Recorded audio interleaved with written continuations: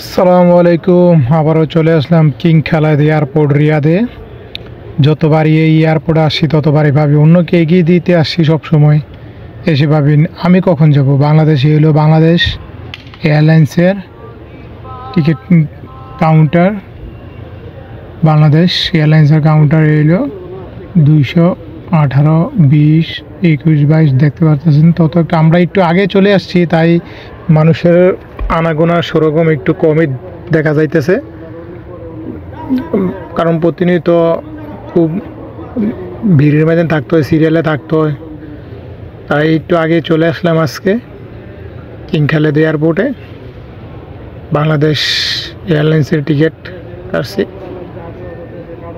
আর প্রতিনিয়ত মতো আজকে তেমন একটা বেশি মানুষই নেই এখানে দেখা যাইতেছে। কবে যাবো জানি না। তো সবাই ভালো থাকবেন, আর সবাই যাতে সহি সালামতে দেশে যেতে পারে তার তৌফিক দান করে আল্লাহ পাকের কাছে দোয়া।